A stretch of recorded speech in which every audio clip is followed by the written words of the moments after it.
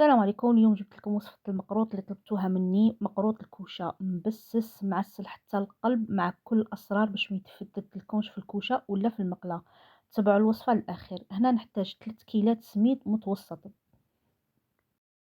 راح نضيف نص ملعقة تاع الملح، ونفس الكيلة اللي عبرت بها السميد راح نعبر بها الزبدة، ناقص إلا صباع. هذاك الصباع نكمله زيت. هنا إذا عندكم سمن ديروا سمن.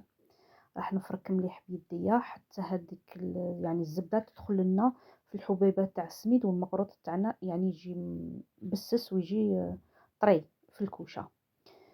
هنا من الاحسن تخلوه يرتاح ليله كامله، ما عندكمش الوقت خلوه يرتاح تقريبا 5 سوايع.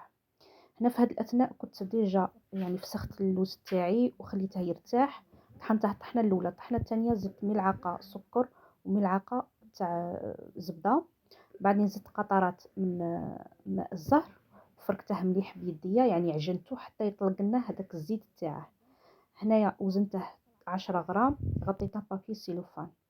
هنا بعد ما خليته يرتاح 5 ساعات عفوا، شمخته بالماء والماء الزهر. هنا السر الاول ما تكتروش ماء الزهر، خاش الماء الزهر في الكوشه راح يبس لكم المقروط تاعكم.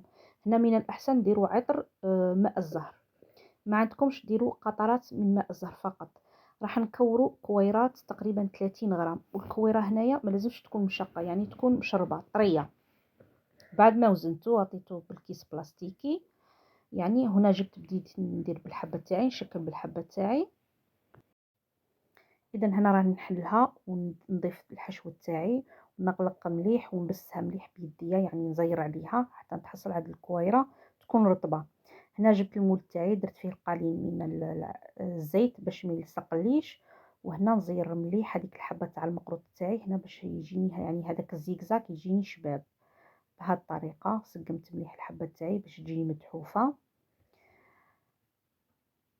اذا هنايا كنت شكلت درت مقروطات ودرت دائرات لاني راح نديرها مقروط بريستيج. هنا السر الثاني هو الماء، هذا الماء عادي من الحنفيه. دخلت دوك الحبات تاع المقروط 3 ثواني تقريبا وتقبته بالعود هذا.